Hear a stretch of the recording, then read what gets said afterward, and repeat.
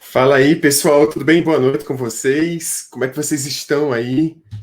Espero que vocês estejam bem. Estamos começando mais um Late Wake Show, a partir das 10h30 da noite, né? Aproximadamente, a gente passou hoje um pouquinho, mas é aproximado, é um horário aproximado para a gente se encontrar nesses horários assim de final de dia, para a gente trocar uma ideia sobre nossa profissão, sobre design, sobre desenvolvimento, sobre o que pessoas da nossa área têm feito, como é que eles estão. Eu acho que é um encontro sempre muito bom.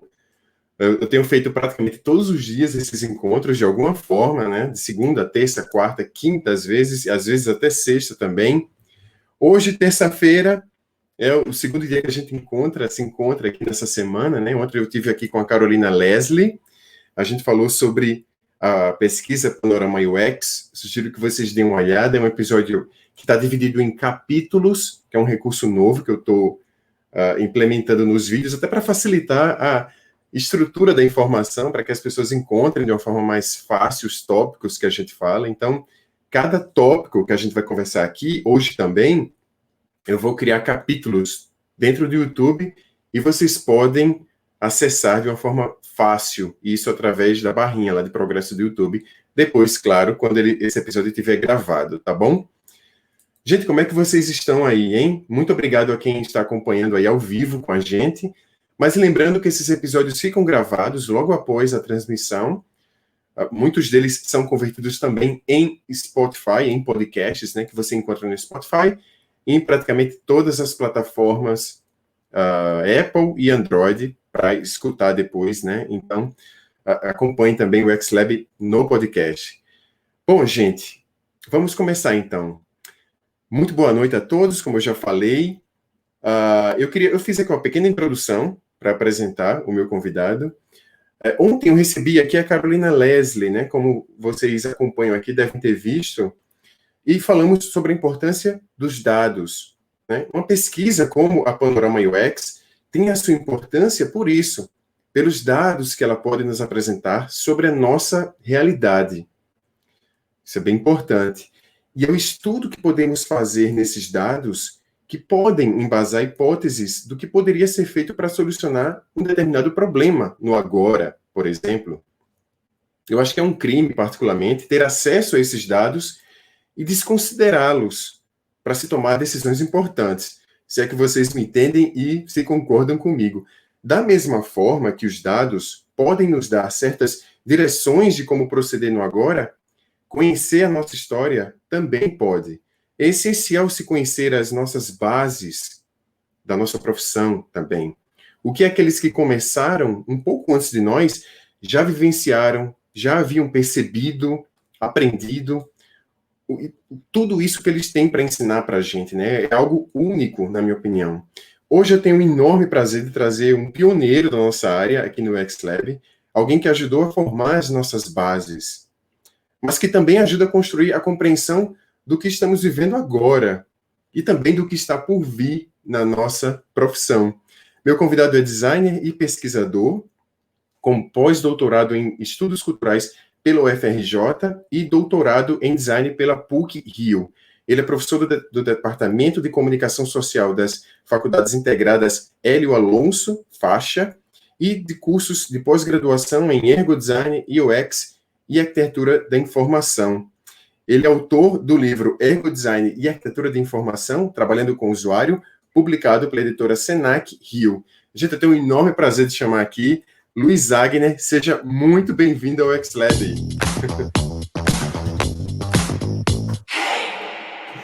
E aí, Agner, como é que você tá? Tudo bem? Bem-vindo, viu? E aí, rapaz, tudo bom? Tranquilo? Tudo bem. Chegamos. E aí, como é que você tá? Tudo bem por aí? Cara, tudo bem. Estamos aqui nessa luta, né, desvairada aí de quarentena, enfim, isolamento social. Como é que está a situação aí no Rio Grande do Norte?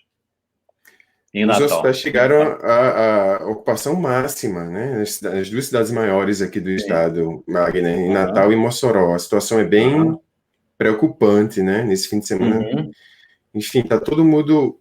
Quando eu pergunto assim, tá tudo bem? Eu implicitamente pergunto assim, na medida do possível, né? Porque não tem como a gente estar super bem nessa situação, né, Agner? Mas estamos indo. Eu acho muito importante essa conexão aqui que a gente faz, né? Você está enfurnado em casa? Como é que você está? Isolado?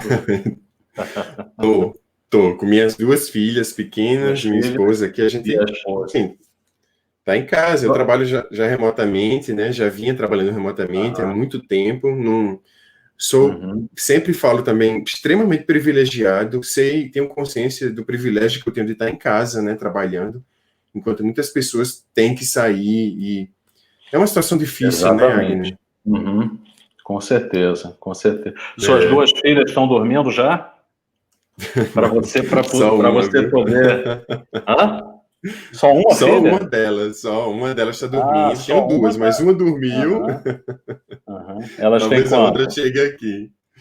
2 anos e 5, Agner. 2 anos e 5, pois é. Qual o nome dela? Você tem um filho já grande, né? Já adolescente, né? Eu tenho uma filha que está com 30 anos, Olha.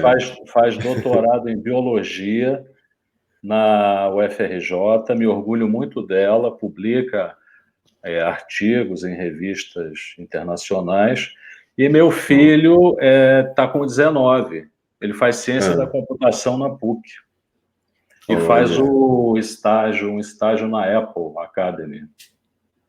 Que legal, Agner. Não, minhas filhas têm 2 anos e 5, ainda tem uma jornada aí. Ainda tem, né? Mas tenho muito orgulho dos meus filhos, dos 2 filhos, e você vai chegar lá, com certeza. Inclusive, elas têm quem se inspirar, né? É mesmo. Sua presença acadêmica, né, em casa, Agner, falando da inspiração que você tem nos seus filhos. Sim. E eu queria falar um pouco, Agner, assim, é uma grande chance ter você aqui, sabe, para conversar. Foi uma ousadia imensa, assim, minha, mandei uma mensagem. Deixa eu te falar uma coisa, gratidão muito grande pelo convite. Eu sou fã do seu canal. Seu canal, inclusive, ele é citado aqui, né, no meu livro. Eu sei. Sabe, né? Você viu, né? Eu fiquei emocionadíssimo. Logo de cara, assim, nas primeiras páginas, eu cito o seu canal como uma fonte relevante de referência em UX Muito obrigado, design, viu, Agner? arquitetura de informação, tudo. Obrigadíssimo. Eu fiquei emocionado quando eu vi. Obrigadíssimo, digo eu, pelo convite. É muito bom ter você aqui. Eu quero conhecer sua história. Eu quero resgatar da sua memória até, porque a gente vai falar sobre o princípio, sabe, dos acontecimentos que foram levando a sua trajetória no meio do design, enfim, da origem do livro, até o que você tem pensado agora, né, sobre interação humano-algoritmo, humano-inteligência artificial, que eu acho um tema sensacional. Eu acho que você você estava lá atrás, construindo as nossas bases e está pensando para frente, né, Agner? Essa é a nova fronteira, né? A interação humano-algoritmo é a nova fronteira. E é um grande desafio daí para frente. É um desafio para todos, inclusive para a sociedade. Exato, exatamente. Mas eu quero começar dividindo aqui com todo mundo essa sua origem aqui, olha só. Com essas charges aqui, que você fazia a bico de pena, não é isso? Na ditadura militar. A bico de pena na época da ditadura militar, essa daí saiu publicada no Pasquim. Sim.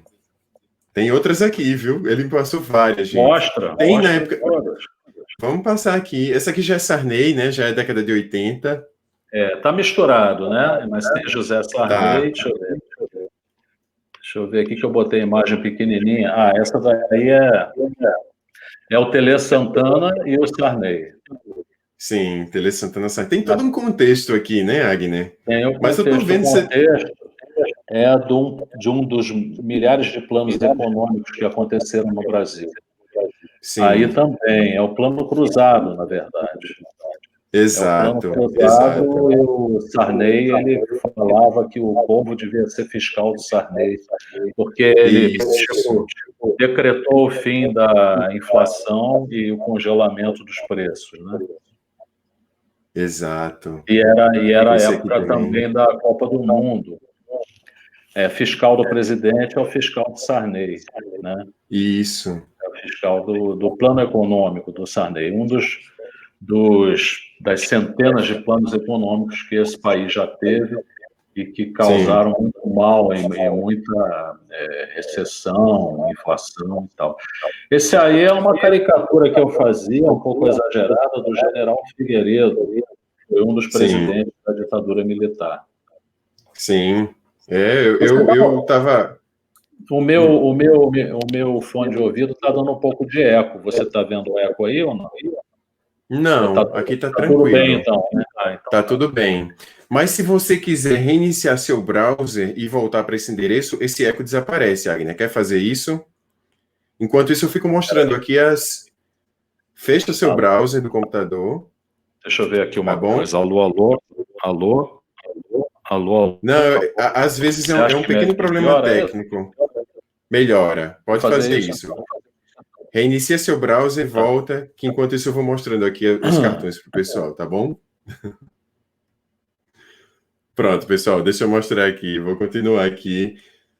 Ele me passou dezenas de cartoons aqui sobre, né, do começo da carreira dele, onde ele fazia essas sátiras, essas charges, né, sobre a época da ditadura militar e depois também no começo desse período democrático do Brasil, lá na década de 80, né? Tem uns aqui mais para. Esses aqui, ele me explicou que ele fazia em bico de pena, né, à mão, e esses aqui, já vindo para a década de 90, ele já conseguiu fazer no computador, de forma digital. Eu achei interessante Ó, Agner, eu estou mostrando Opa, aqui esses que você já. diga lá. O eco sumiu para você? Oi, tá me O ouvindo? Tá sem eco eco? melhorou. Melhorou sim. Sim, melhorou sim. Melhorou? Perfeito. Tá ótimo. Tomara que Melhorou. Vamos ver se para o pessoal ainda está dando eco, né? Vamos ver. Uhum. Me falem aí, pessoal, se está com eco para vocês. Flávio Santana está aí acompanhando, Vitor Guerra também. Muito obrigado, pessoal, por estar acompanhando. Me falem se o áudio está com eco ainda, porque se estiver, eu tenho que Sim. reiniciar o meu, na verdade. Ainda Alô, tá? Então, alô, peraí, alô, eu vou testando, alô, sair. alô, testando. Eu vou sair, O meu Agner, e não tá. volto, tá bom? Tá. E eu tenho que entrar de novo também? Não. Não, não, acho que você pode ficar aí. Vamos lá, vou fazer aqui e já volto, pessoal. Agner, você vai ficar em foco, você pode explicar, inclusive, Essa essa imagem. fase aí que você começou. Tá Agora legal. está bom. O pessoal está dizendo que agora está bom. Ai, Agora ótimo. ficou Então, bom? não vamos. Ficou Então bom, ficou perfeito. bom. Então, as primeiras eram desenhadas a bico de pena, as políticas, né, que mostravam a ditadura militar, etc., e por vários episódios da ditadura militar foram desenhadas mais ou menos na década de 80, no início da década de 80. Isso aí já é os anos 90, e eu já estava utilizando uma mesa tablet e Uhum. uma caneta, uma mesa digitalizadora, né? E o software Freehand. E foi com esse software que eu Sim. fiz esses desenhos aí. Esses desenhos, eles saíram publicados em algum lugar. Eu não me lembro exatamente aonde. Talvez tenha sido na revista Internet World, que é dessa Ah, época. sim, sim, Agner. Talvez E, tenha sido, não me assim, lembro muito bem. aham. E nessa fase, você começou, portanto, a interagir com máquinas, né? Com computadores. Foi esse o seu começo da interação que você foi percebendo? Não foi o início, né, quando o computador começou a entrar Hum, no meu campo de interesse, né, na ah, verdade, foi algo que aconteceu um pouco antes, que nesse período, trabalhava no Pasquim, colaborava com o Pasquim. Aliás, tenho muito orgulho de ter colaborado com o Pasquim, que foi um órgão assim muito importante, né, na resistência pelos direitos civis, na resistência pelas liberdades, né, no Brasil. Mas também trabalhava no Jornal dos Esportes e publiquei também no Jornal do Brasil. No Jornal dos Esportes eu fazia 10 anos, fiz durante 10 anos uma charge diária sobre futebol. E no Jornal do Brasil eu fiz durante 5 anos uma tirinha que saía no Caderno B, no Caderno de Cultura do Jornal do Brasil. Aí, o que aconteceu? Nessa época eu tinha a intenção, não existia nada nesse sentido nessa época, de fazer a transposição da linguagem da charge da mídia impressa para a TV. Então eu comecei, o computador começou a entrar no meu radar nessa necessidade, nesse projeto meu de fazer essa tradução intersemiótica, vamos dizer assim, da charge impressa e estática para a charge animada, sonorizada e tal, visando a TV, visando a televisão. Nessa época da ditadura e tal, tinha um negócio, Andrei, que se chamava a reserva de mercado para a informática. Você já ouviu falar disso? Não. Não, simplesmente era proibido, a ditadura militar proibia qualquer computador, microcomputador de fora a ter entrada no Brasil. Era reserva de mercado. Então tinha empresas estatais, empresas do governo ou com capital do governo, que produziam computadores aqui dentro. Basicamente, o que elas faziam? Clonavam o computador da IBM, que era o IBM PC, e fabricava aqui dentro de uma maneira, obviamente, com uma qualidade inferior. Então, o que eles faziam era isso. Então, para você... e não havia computadores aqui, ou micros, que tivesse capacidade gráfica, tela gráfica, cores, tudo foi um negócio que aconteceu muito depois. Mas o meu interesse pela computação vem daí, dessa ideia de fazer uma transposição da linguagem gráfica, da charge, da caricatura, para a TV. E eu acabei fazendo isso, né, numa certa medida. Não existia isso ainda naquela ocasião. E eu acabei, de alguma maneira, sendo um dos pioneiros nesse negócio da charge para televisão, tanto na Globo quanto no SBT. No SBT, eu utilizava um computador, um micro, chamado Amiga Commodore. Não sei se você ouviu falar desse micro. Sim, Era um micro canadense, e a versão que eu tinha desse micro era uma versão bem simples, bem barata. Então, esse micro não tinha sistema operacional, não tinha HD. Para você ligava um micro, para ele ligava um disquete de 3,5, depois tirava o disquete 3,5, botava um software gráfico através de um outro disquete de 3,5 para poder rodar para fazer as animações, que as animações eram super toscas, basicamente, porque era uma resolução muito baixa, resolução de cor muito baixa, e você praticamente tinha que fazer quadro a quadro, frame a frame, porque o software não te permitia, né, você viajar e fazer Esse altos Amiga movimentos. já era uma coisa mais voltada para o gráfico, né, para o meio gráfico. Era né? voltado para o gráfico, Sim, Porque quando você conseguia um aqui, um acolá, e aí o que acontecia? Eu fiz algumas charges para a TV SBT, charges políticas, inclusive quando a ditadura militar estava no seu final. que foi em 1989, quando teve a primeira eleição para presidente da República depois da ditadura. Isso. Eu não sei se você se lembra ou ouviu nos livros de história que essas eleições contrapuseram no segundo turno o Fernando Collor de Mello e o Lula. Claro que eu lembro.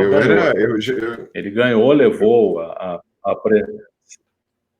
Isso, você lembra disso? Eu lembro. Lembro, eu era estudante, estava, enfim, não lembro em que série eu estava, eu acho que oitava série, por aí. Nessa época. Já era adolescente ali, Isso. enfim, estudante. Aí o Collor ganhou, né? E em questão de 2 semanas depois que tomou posse, lançou o Plano Collor. O Plano Collor, Sim. o que era a ideia genial para acabar com a inflação? Congelava a conta bancária de todo mundo, ninguém podia tirar um tostão da conta bancária, cada um só podia sair com uma nota de 50 para botar na carteira para viver o restante do mês inteiro, e obviamente que não dava. E aí causou uma recessão econômica seríssima e tal, que foi, inclusive, só estou vendo igual na história do Brasil o que a gente está vivendo hoje, né? Nesse contexto aí de pandemia. Mas foi aí, então nessa época que eu comecei a usar o computador, entendeu? Tinha que driblar, de certa forma, a reserva de mercado. E eu tenho até algumas ações dessas que eu fiz para a TV, mas eu não selecionei, não coloquei, porque elas estão com uma qualidade baixa, porque estão gravadas em VHS, entendeu? São antigas. Sim. Mas pode falar. Me fala uma coisa.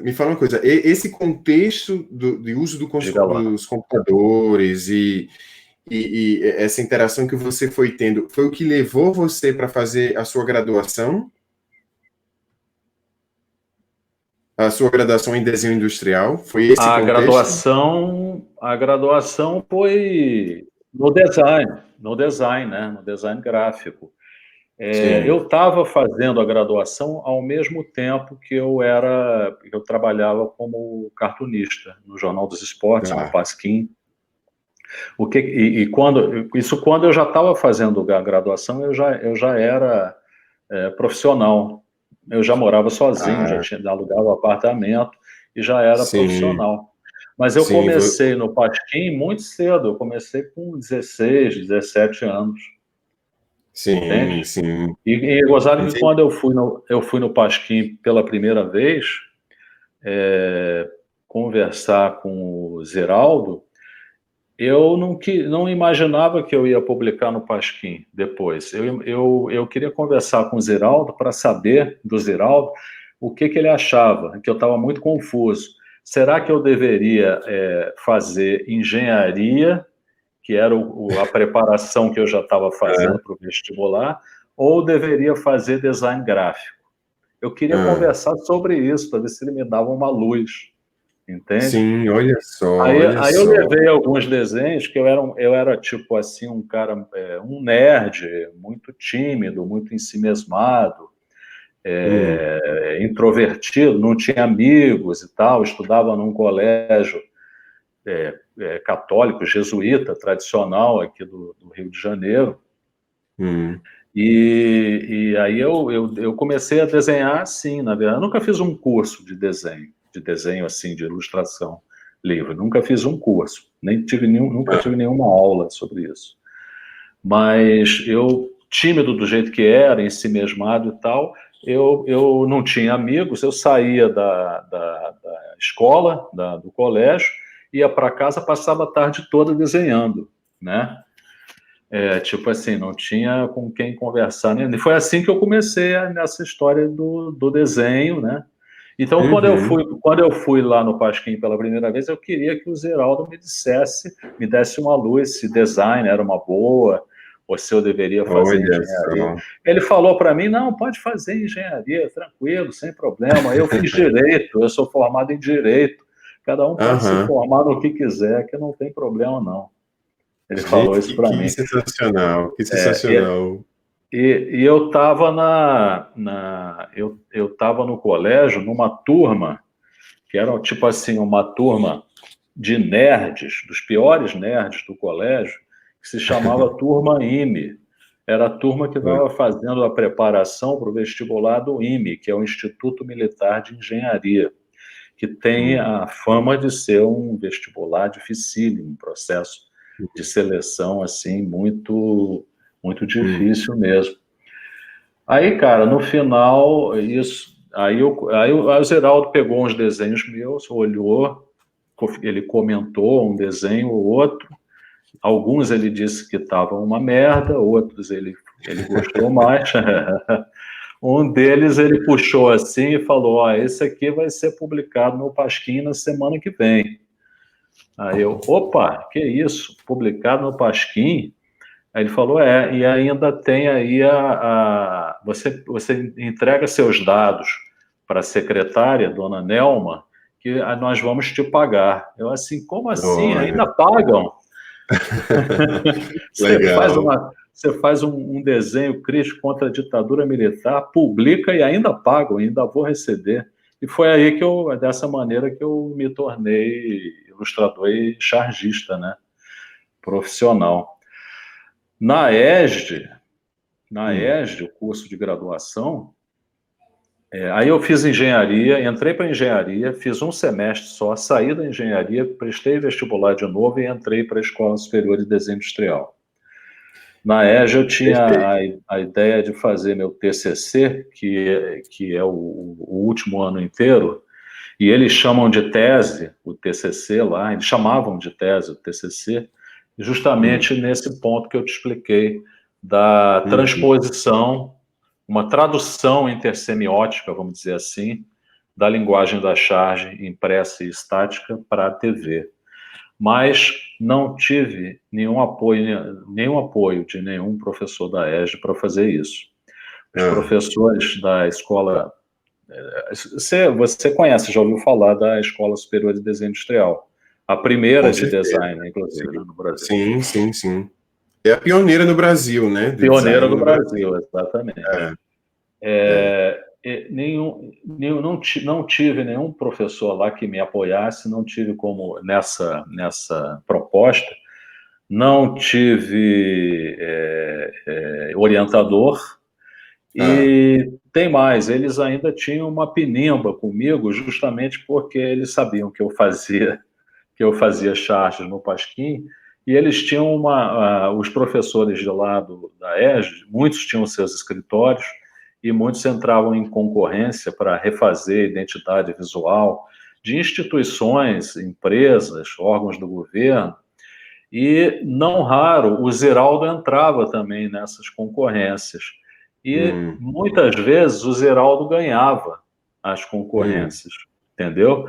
Como é o caso da Telerge, por exemplo, a companhia telefônica antiga daqui do Rio de Janeiro. E os professores da ESD, eles seguiam aquela metodologia do design inspirada na escola de Ulm, inspirado no design suíço, né, uma coisa mais metodológica. E o Ziraldo vinha com uma coisa completamente anárquica, completamente espontânea, muitas vezes até humorística, e levava. Então, eles tinham uma grande pinimba, não só do Ziraldo, tinha pinimba de mim também, por tabela. Então, eu Por acabei tendo que tabela, né, fazer, Agnes? por tabela. Eu tive que fazer meu TCC, eu tive que mudar eu tive que trancar, começar o TCC no ano seguinte e mudar o tema. Não pude fazer em cima desse tema porque não tinha orientador Em que disponível. ponto, Agnes, você começou a entrar nessa parte de web designer, assim, lá atrás, assim, já foi na Cara, chegada da internet, década de 90, né? Depois um pouquinho sim, disso, né? foi na década de... Então, conforme eu te expliquei, teve o plano Collor, né?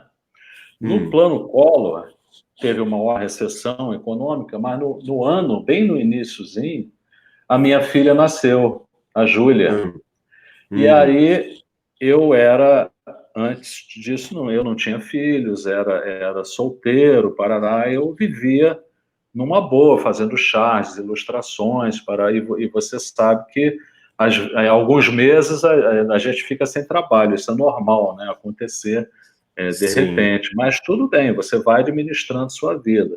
Mas quando minha filha nasceu, começou a chegar todo mês a conta da creche, a conta da escola, o médico, o plano de saúde, né, fora todos os outros boletos. Aí eu falei, caramba, eu preciso arrumar um emprego fixo, preciso ser contratado, então eu tive meu primeiro emprego.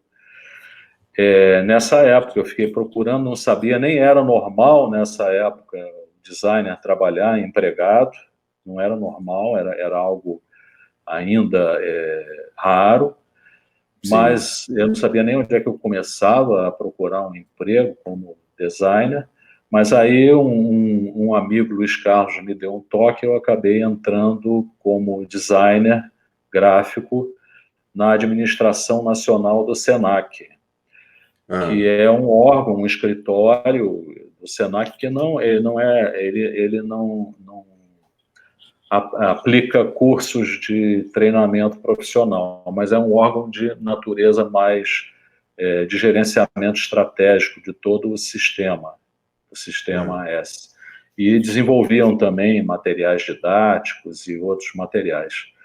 Então, aí no SENAC é que eu comecei de uma maneira mais efetiva a ter contato com microcomputadores. Inclusive, sou muito grato a todo o pessoal de lá, muitos são meus amigos até hoje, mas me lembro daquela época e sou grato a eles, ao Arthur, ao Rodolfo, Neila Martino, Emanuel Aguiar, e eu aprendi muito com essas pessoas todas a utilizar os softwares gráficos e tudo mais. E a Administração Nacional do SENAC, logo que caiu a Lei de Reserva de Mercado, foi o primeiro escritório, o primeiro local de trabalho aqui no Rio de Janeiro a importar e instalar estações de trabalho da Apple, Macintosh. Tá? Então, é muito legal quando chegou tudo isso, foi instalado, a gente era basicamente os pioneiros aqui no Rio de Janeiro. Então, eu comecei a trabalhar com todos aqueles produtos da Adobe Photoshop, enfim, InDesign, PageMaker na época, Freehand, no caso daquele desenho que você mostrou, né, que eu ilustrei com Freehand. Você não deve ter mais ouvido falar em Freehand, ele é o precursor, acho que ainda tem o Freehand até hoje. Eu não sei se tem, mas eu lembro dele, exatamente. Sim. E eu uso a minha caneta aqui, ó, como para tudo. Então, perfeito. Eu uso como mouse. Eu uso praticamente como mouse. E também tinha os de multimídia, né? Tinha o Macromedia Director, né? De produção de multimídia. Exato. E nessa época, aí isso foi bem legal, eu aprendi muito. Aí quando chegou por volta de 96, mais ou menos, 95, começaram a entrar os provedores de acesso comercial à internet no país, no Brasil. E o primeiro provedor de acesso foi o Alternex, ligado ao IBASE, que fica aqui em Botafogo, aqui onde eu moro e onde era o SENAC também, a Administração Nacional. E aí eu me interessei muito, né? Porque como eu era ligado, já tinha essa história que a gente viu aí do Pasquim, das mídias alternativas, eu falei, poxa, a internet é uma nova mídia que está surgindo e vai dar margem para uma abertura muito grande de várias mídias também alternativas, né? Aí eu quero entender o que é isso aí. E aí comecei a estudar no Alternex, acho que foi o primeiro lugar que dava aula disso, estudar HTML, aquelas linguagens da web 1.0, né? Aquela época em que os sites eram, eu não sei se se lembra, os sites tinham um fundo cinza, letra Times, centralizada e um íconezinho lá de em construção no final. É. Era isso, a internet era isso nessa época. Era isso, era E isso. aí eu estava com a equipe toda lá do Senac, e a internet de lá acabou caindo na minha mão, porque eu era o único que tinha estômago na equipe de aprender aquela codificação de HTML. Entendi. Entendeu? Bem assim, Então, o pessoal todo mundo foi jogando para cima absoluto, né? Hein? Sim, e no começo absoluto disso chegar no Brasil, você tendo que começar a desenvolver, né? Assim, a web os estava sites chegando, daquela época. a web o provimento comercial de acesso da internet estava chegando ali naquela hora, e a web também estava surgindo ali, né? As empresas, as instituições estavam começando a marcar a sua presença na web naquele momento. E com a Administração Nacional do Senac não foi diferente também. Naquele momento, mas era aquela época, né, que você tinha que abrir o bloco de notas e escrever a codificação digitando em HTML. Sim. Não tinha nenhum editor ainda, né? Assim, melhor. Começaram a surgir a partir dali. Sim. Então eu acabei me transformando no webmaster e no web designer naquele momento do Senac. Sim. Então foi aí o meu batismo, vamos dizer assim.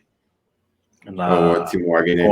Bom conhecer essa sua jornada. E cronologicamente, assim, em que momento você percebeu assim, poxa, eu quero fazer agora um mestrado? Enfim, a minha pergunta é, em que momento você ouviu falar da professora Ana Maria de Moraes, né, que é da história do design brasileiro, eu gosto muito de enfatizar assim, a atuação dela, né, porque ela veio da ergonomia, né, Agner? Você vai falar até melhor do que eu, mas em que momento você a encontrou e disse, nossa, isso aqui eu vou conectar com o que eu já estou trabalhando, porque vai me levar para frente. Em que momento isso aconteceu e como isso aconteceu, esse encontro? Então, a partir do momento que eu estava trabalhando lá no Senac como web designer e webmaster, eu comecei a perceber os sofrimentos, né, as dores dos usuários na busca de informação, né? Sim. Eventualmente você recebia mensagens dos usuários mostrando que vários caminhos de navegação estavam errados, né? E que eventualmente a informação requerida não era encontrada. E então foi aí, mais ou menos, tá? Porque eu olhei para aquela questão ali, aquela problemática, e aquilo ali me inspirou a pesquisar aí mais a fundo. Eu cheguei a fazer, antes de entrar em contato com a PUC, com o mestrado, eu cheguei a fazer alguns cursos de pós-graduação estrito sensu, ligados a provedores de acesso, a COP, que na parte de tecnologia, de internet, intranet. Um curso muito bom que eu fiz, um MBA na Fundação Getúlio Vargas, de gestão e tecnologia da informação.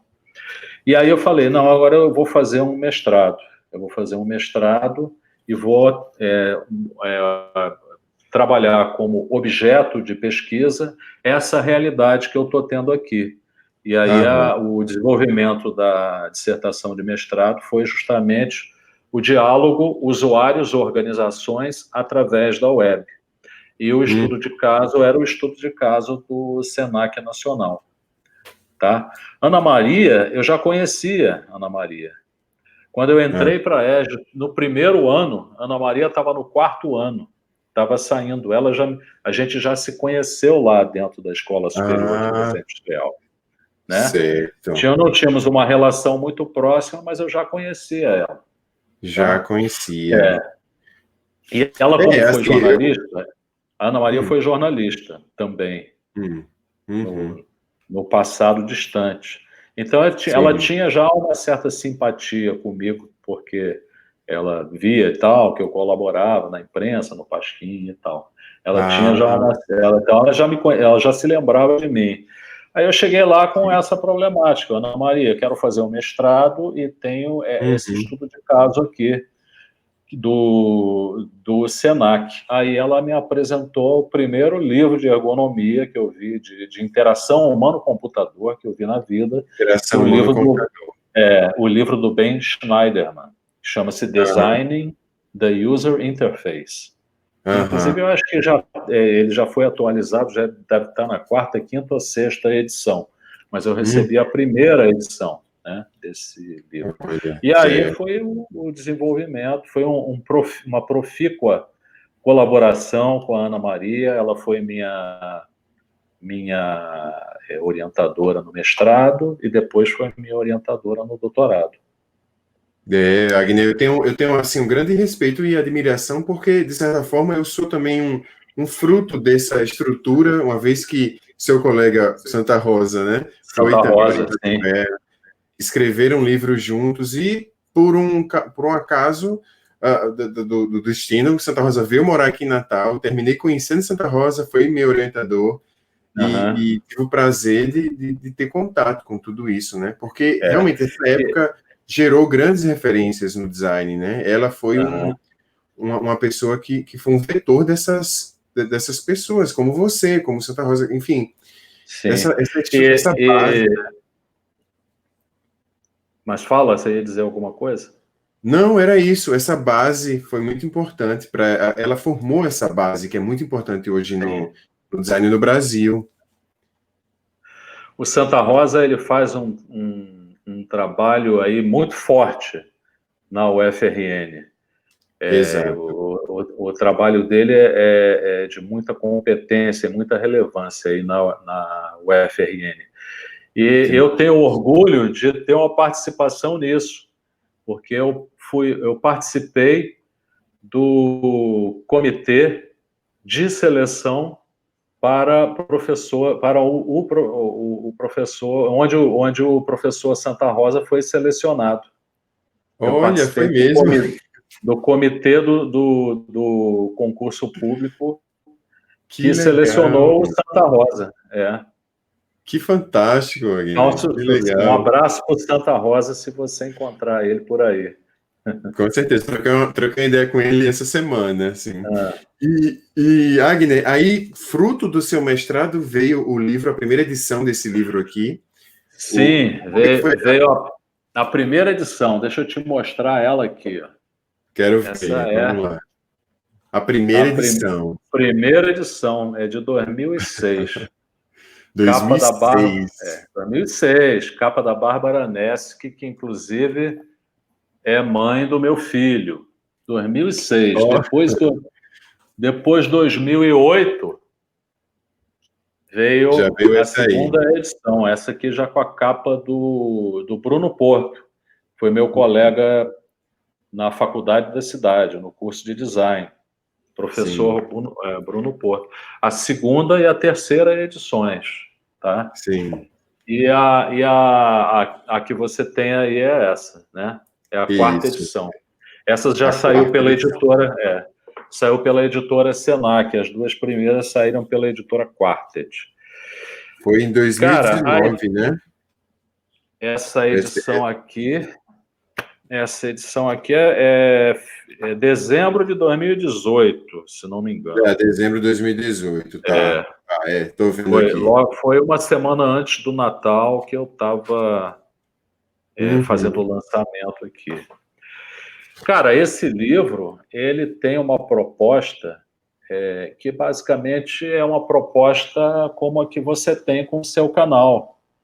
É uma proposta de divulgação científica, é uma proposta de popularização do design, do UX design, da arquitetura de informação, tá? Isso é divulgação científica. O teu canal faz isso muito bem também. Obrigado. Por que eu quis escrever esse livro? Eu estava dando aula na faculdade da cidade e quando eu falava de interação humano-computador, ergonomia e tal, os alunos não entendiam. Quando eu falava que precisava conhecer o usuário, sentir o comportamento do usuário, olhar para a tarefa que o usuário quer completar utilizando o sistema.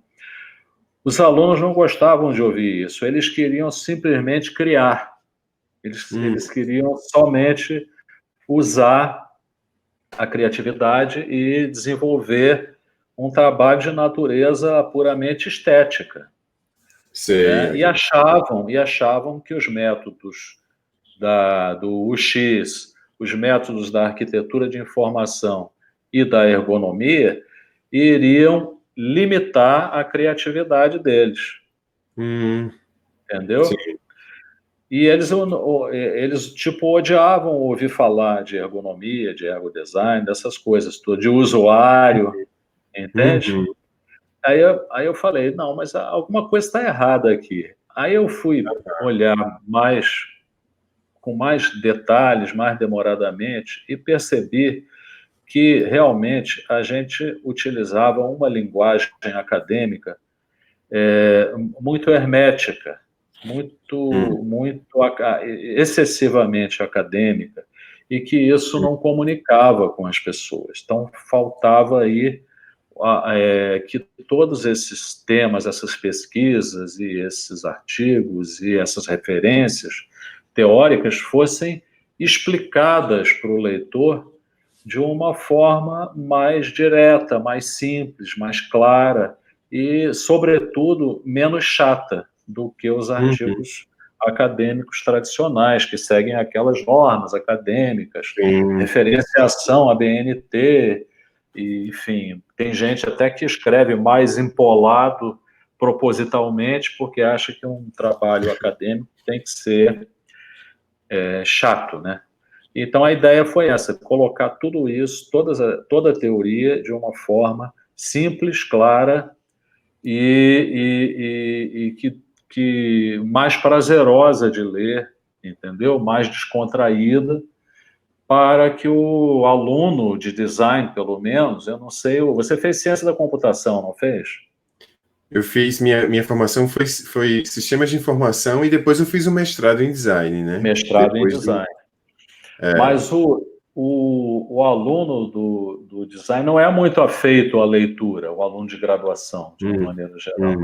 Então, era preciso reescrever essas coisas todas numa linguagem mais próxima desse cara, para que ele pudesse ver que os métodos da interação humano-computador, da ergonomia, da arquitetura de informação, não existem para limitar a criatividade de ninguém. Pelo contrário, é um desafio maior ainda à criatividade dos designers você contemplar a necessidade dos usuários. Tá? Então, o objetivo do livro era esse, logo no início. Eu acho que foi muito bem alcançado, né, Agner? Chegando na quarta edição, ele criou esse diálogo. Ele criou esse diálogo com várias gerações de designers que foram se formando de 2006 para cá. Né? É um livro muito importante para a nossa área. E tem um capítulo aqui que eu gosto muito. Agora, é um livro, desculpa te interromper, é um livro que a cada edição que saia tem que basicamente reescrever ele todo, né? Porque a nossa área se atualiza tão rápido que para ser correto, você tinha que publicar uma nova edição de 3 em 3 horas. Não é isso? Então, o livro ele vai de certa forma vai se construindo, né? Ele vai se construindo e vai tentando acompanhar aí esse aqui, ó. A progressão. Diga lá. Esse aqui do UX design é um processo político, é um fruto dessa atualização, né, Agner? De uma percepção sua. E eu acho muito interessante como você coloca aqui, né? Ou seja, é um ato que envolve diálogo com várias instâncias, né? Negócios, né? Desenvolvedores. Eu achei muito interessante esse seu ponto de vista do ato político. E de fato é, assim, um ato político. o designer, ele está no olho do furacão ali, né? Ele tem Sim, que interagir com diversos departamentos, diversas instâncias, né? Diversas equipes, cada equipe com a sua visão, cada equipe com os seus conhecimentos, cada equipe com a sua terminologia técnica, né? exato, E com o usuário, ele precisa levar as necessidades do usuário para serem compreendidas pelo restante da equipe, né? Então, isso não é política partidária, né? Que não é isso que eu estou me referindo, sim, mas sim, isso aí é uma negociação política, né? E em algumas, além do mais, em algumas empresas ou corporações que são grandes, podem ser muito verticalizadas, pode ter uma hierarquia excessivamente verticalizada, pode ter uma maneira de trabalhar excessivamente burocrática, né? E que qualquer coisa que se faça, né, na base, às vezes até trazer o usuário para dentro, as necessidades do usuário para dentro do projeto, já é uma coisa que ameaça. Quando sim, você tem uma hierarquia muito verticalizada e centralizada,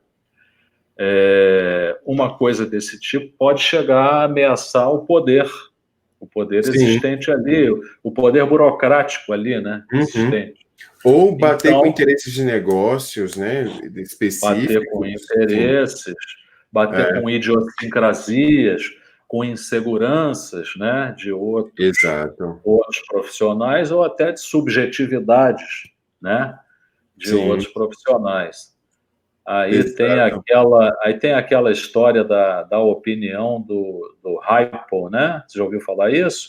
O Sim, highest income isso, person, parará, isso. parará, O né? mais bem pago, né? O mais bem pago. O mais bem pago, se você está trabalhando numa instituição tradicional com uma hierarquia verticalizada, quem é o mais bem pago? É o presidente, é o diretor, né? Aí você vai entrar em choque, né? Aí muitas vezes essa Exato. pessoa não entende muito bem as necessidades do usuário, né? E vem com subjetividades, né? Uhum, E então exato. tudo isso envolve uma negociação e eu acho que o designer precisa desenvolver isso. Ele precisa, sei lá, seria bom até que tivesse uma disciplina na faculdade só Hum, sobre negociação, né? Só boa. sobre as técnicas E e os também, assim, os métodos. soft skills, né? Às vezes até soft skills de você Soft levar skill, uma situação, né? exato. Mas E, negociação é soft skill, né? Negociação, de é, certa maneira, é soft skill, né? é. E aí, ótimo, Agnes, só para a gente adiantar, você foi, depois disso, fez o Eu seu não sei se eu estou doutorado. falando demais e se a gente já está estourando o tempo, né? O Esse aqui é o tempo é sempre um problema, desafio, Agnes, porque a né? conversa vai, e a gente É. vai se envolvendo, mas tranquilo. Só para a gente seguir cronologicamente, você, depois disso, fez o seu doutorado, depois você partiu para um pós-doutorado, né? Também Isso. nessa parte de cultura até, né? O seu pós-doutorado foi em estudos culturais, né? O Já também pós-doutorado avaliando, sim, foi no Programa Avançado de Cultura Contemporânea da hum, UFRJ. É um pós-doutorado, né, que eu me sim, associei sim, com uma pesquisa, e a minha pesquisa dizia respeito à experiência do usuário ao consumir conteúdos do jornalismo para tablets. Então, aham, o pós-doutorado, eu trouxe um problema de pesquisa da área de UX para hum, ser analisado de uma maneira interdisciplinar, né? E até porque eu estava dentro de um programa de estudos culturais.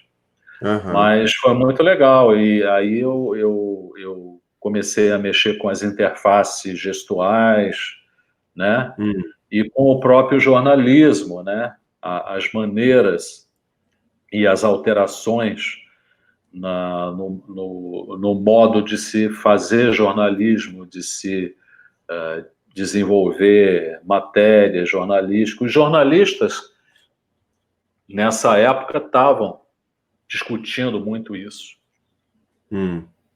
Estavam criando muitas revistas e publicações para tablet, né, para serem acessados pela internet e por meio dessa interação gestual. Sim. E essa sua percepção e essa seu interesse nessa pesquisa, nessa parte mais de estudo de cultura, né, estudos culturais, levou, Agner, eu imagino, e aí quero confirmar com você, a essa percepção sobre a interação das pessoas com as redes sociais e como essas informações vão circulando, nisso que a gente está vivendo hoje, né, por exemplo. E eu percebo que você hoje está muito interessado nisso, né? Sim. Além disso, você tem muito interesse também sobre essas interações humano-algoritmo, que eu quero muito abordar isso, porque é algo sim. que a gente hoje interage com algoritmos sem saber, né, que são algoritmos. A verdade é essa, assim, são mecanismos de inteligência apresentando conteúdos, né, levando você a ter determinado comportamento, tomar determinada decisão, né? A gente interage. Em Agner, isso? A gente interage com algoritmos em tudo, né? A gente interage primeiro com os sistemas de recomendação, que são aquelas aplicações de algoritmos e machine learning, né? Aprendizado de máquina, até num primeiro momento, numa primeira análise, mais inofensivas, né? Então, a gente está interagindo com isso o tempo todo na Netflix, no YouTube, no Spotify, na Amazon, no Facebook, LinkedIn, Twitter, tudo. Até no TripAdvisor a gente está trabalhando aí, interagindo com algoritmos de recomendação, né? Que são sistemas de filtragem de informações, né? Que tem propósitos, né? Esses sistemas de filtragem dos algoritmos têm propósitos, determinados propósitos específicos, né? Como relevância, fazer recomendações de itens com diversidade, com novidade para o usuário. 80% de tudo que é consumido na Netflix vem desses algoritmos de recomendação. Tudo que o usuário que entra na Netflix, que ele vai escolher a partir de um pequeno, de uma pequena amostra que o algoritmo já filtrou e já escolheu por ele. Então, vamos supor, Andrei, você vai sair daqui e assistir algum programa na Netflix, o algoritmo já escolheu por você. Ele está te servindo uma parte ínfima do catálogo da Netflix. Então, o machine learning faz parte fundamental do modelo de negócios e cada vez mais de várias dessas plataformas, né? Agora, você tem outros algoritmos, né? Que são algoritmos que nos pegam, como você falou, nas redes sociais, e aí você tem algoritmos que, de certa maneira, vão estabelecer um sistema ubíquo de vigilância a todos os usuários, né, das redes sociais. Do Facebook, do YouTube, parará. Então, a gente está, só para dar essa dimensão social a que você se referiu, a gente está cada vez mais caminhando para uma sociedade, como falava o Deleuze e o Foucault, é uma sociedade de controle, né? Uma sociedade de vigilância generalizada, né? E o Michel Foucault falava muito em panoptismo, e a gente está cada vez... O panoptismo era O panóptico era uma torre de vigilância central que havia nas prisões, né? Esse era o panóptico, né? Então, o Foucault falava em panoptismo e nós estamos cada vez mais vivendo um panoptismo digital aí nessas redes sociais, né?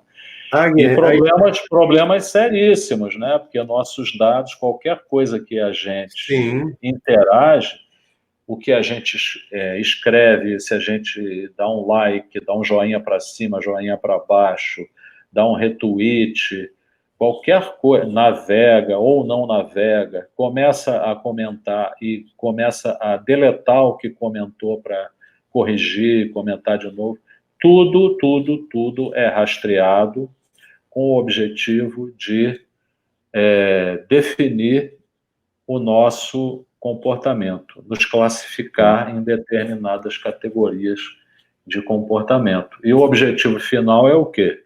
Nos direcionar publicidade digital, nos colocar como alvos do marketing digital. Então, isso aí é uma questão séria, né? A ser avaliada por todos, e acho que pelos designers de UX também, e principalmente, afinal, os designers de UX são aqueles que têm a proposta de desenvolver e contribuir para a criação de tecnologias com foco no ser humano. Então, os designers de UX precisam olhar para essa questão de um modo crítico, né? E não ficar acreditando muito em história da carochinha que as empresas falam para eles, não, né? Tentar olhar de uma maneira mais crítica essa questão do uso dos dados.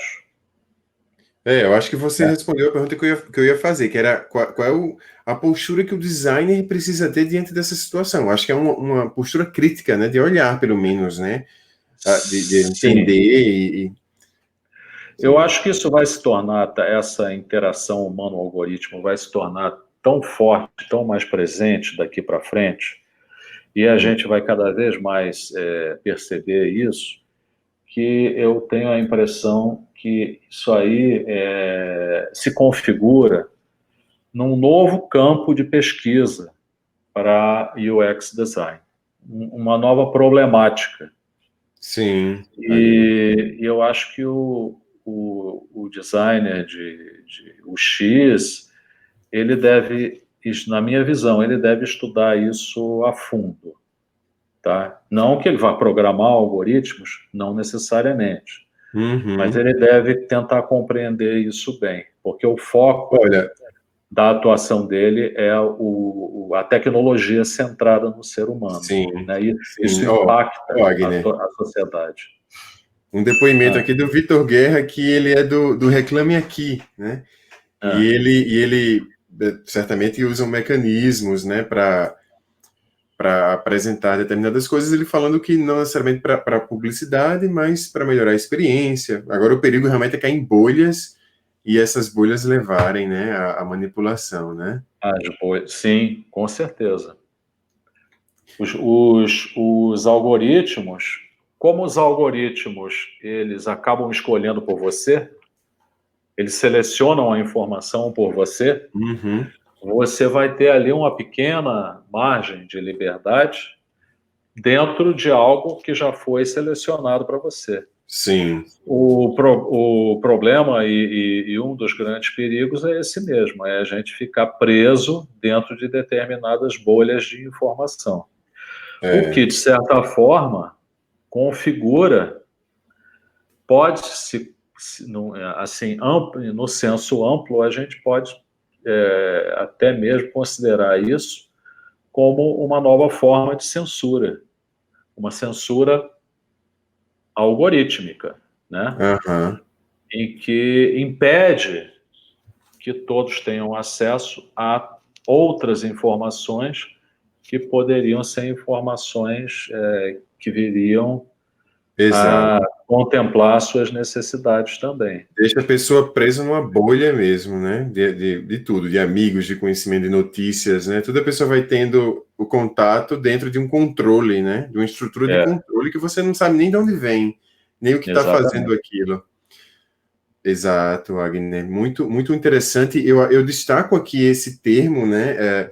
Interação humano-algoritmos, porque eu acho que a gente sempre é mais comum ouvir interação humano-computador, mas realmente isso, sabe, já está indo para o humano, inteligência artificial, o humano, algo que já está, né, tomando decisões. É bem Sim, complexo. é. O, eu não sei se nós temos um tempinho ainda para eu só fazer um comentário sobre isso que você acabou de dizer. Temos sim, por favor. Vamos. Dentro dessa questão, né, das interfaces e da arquitetura de informação construída por algoritmos, né? Que, na verdade, eu vejo isso como a quarta fase da arquitetura de informação. Teve a primeira etapa da arquitetura de informação, que foi definida pelo Richard Wurman, que era a arquitetura de informação como design de informação. Foi quando ele definiu pela primeira vez a arquitetura de informação e estava trabalhando na época com a mídia impressa. Depois veio Rosenfeld e Morville e fizeram a arquitetura de informação para a web. Eu chamo da arquitetura de informação como web design. Depois entrou uma renovação dos conceitos colocados por Resmini e Rosati, que falaram da arquitetura de informação pervasiva. Era a arquitetura de informação como ecossistema de mídias, tá? Uma coisa muito influenciada também pela emergência da internet das coisas. Agora, eu estou identificando uma quarta vertente, um quarto momento aí da arquitetura de informação, que é essa arquitetura de informação construída por aprendizado de máquina. Essa arquitetura de informação hiperpersonalizada, é isso que nós estamos falando, baseado em aprendizado de máquina e inteligência artificial, ou aprendizado estatístico. Eu juntamente com a Bárbara Nessic e o professor Adriano Renze, nós escrevemos um artigo de pesquisa que deve ser apresentado agora, no próximo mês, no Congresso de Interação Humano-Computador Internacional, que vai ser na Dinamarca, Copenhague, mas na verdade não vai ser lá, vai ser online, né? Diante da pandemia. E justamente as entrevistas que nós fizemos, né, nos fez corroborar problemas dessa interação humano-algoritmo que já vinham sendo apontadas por outros pesquisadores. Tá? Esses algoritmos não têm transparência nenhuma, são uma caixa preta. Tá? Então, o usuário interagindo com o algoritmo, ele vai interagir com uma caixa preta. Depois, o usuário interagindo, por exemplo, Netflix, os algoritmos da Netflix ou Spotify, interagindo com eles, os usuários, eles têm dificuldade de construir modelos mentais a respeito de como aquele sistema funciona, aquele sistema de recomendação. Terceiro, os usuários não sabem quais ações do usuário na interface vão determinar output do algoritmo de recomendação. E uma outra questão, o usuário e os sistemas de recomendação não oferecem, via de regra, ao usuário uma forma dele fazer um ajuste fino, de ele melhorar o output desses sistemas de recomendação. Então, são algumas questões, fora o delay, o tempo de resposta do algoritmo. O usuário faz uma ação aqui hoje. O tempo de resposta do output do algoritmo, devido a diversos problemas de processamento, máquina, big data, etc. e tal, pode levar dias ou até semanas para ele dar um output em relação àquela interação específica. Então, são vários problemas de usabilidade, de experiência, que estão aí imiscuídos nessa interação do usuário, do ser humano com o algoritmo. Já falei demais, né? Mas sensacional, Agner. Eu acho que você... Olha só, a gente... Foi muito legal. Deixa eu revisar. A gente começou do começo da sua carreira, foi entendendo o que levou você a entrar nessa coisa do computador, você entrar na sua graduação, pós-graduação, aliás, doutorado, pós-doutorado, né? E agora seus pensamentos sobre o futuro da arquitetura da informação, né? Que você estava, em 2006, elaborando um pensamento e agora você continua elaborando um pensamento. Eu achei sensacional, eu achei um privilégio, de verdade, Agner, ter você aqui conversando. Eu quero privilégio eu que tenho de estar aqui e ter recebido o teu convite, com certeza. Assim, para a gente estimular o algoritmo aí do YouTube, eu vou pedir que as pessoas curtam. Isso aí. Tem que entrar no algoritmo. Exatamente. O Agner estava mencionando. Agner, muito obrigado, viu? Um abraço para você. Muito obrigado a todo mundo também que está aí acompanhando a gente até agora. O Vitor está falando que é ex-aluno da faixa, viu, Agner? O Vitor o Victor está aí, ó, ele está falando, eu sou ex-aluno da faixa. O Vitor Guerra. Ele é o designer. Que legal. Ele é o designer à frente lá do Reclame Aqui, né? Que virou um negócio que legal. imenso. Olha só, Pedro está aí também. Um abraço para ele, esteve aqui também, já conversando. Isso aí, Pedro. Foi sensacional, Agner. Eu conversaria com você muito mais tempo. Você vê como passa. A gente tem que dar um refresco, que o pessoal tem que dormir, né? Que amanhã, com quarentena ou sem quarentena, todos temos que trabalhar, né? Exato. Mas fica aí, né, a dica para vocês terem contato com o autor desse livro incrível.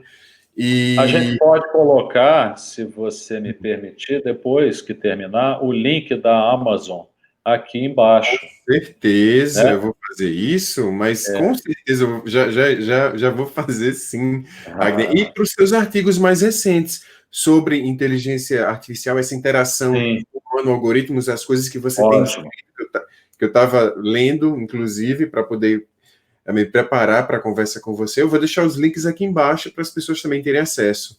E muito obrigado, gente. Vamos indo, então. Vamos dormir. Agner, um abraço mais uma vez. Abração. Todo mundo que está acompanhando a gente também. Gratidão. Valeu. Boa noite a todos.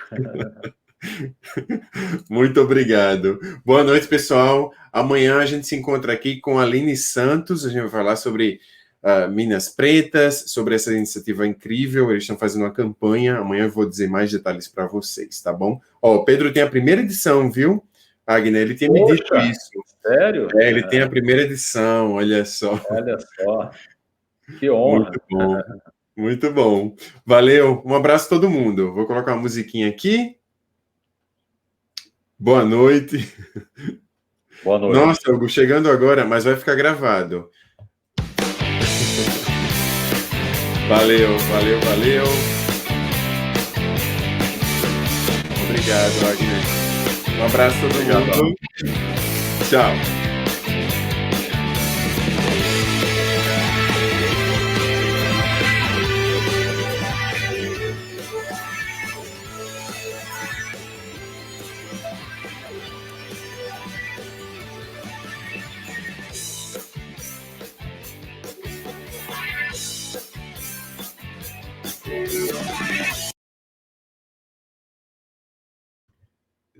Agner, eu estou fazendo esse easter egg aqui no final, só para dar uma geral, pessoal. A gente Você devia ter me avisado, porque eu ia até sair daqui. Eu podia ter tirado a camisa, tirado a roupa. É só um easter egg. Valeu, pessoal. Tchau, Valeu. Tchau.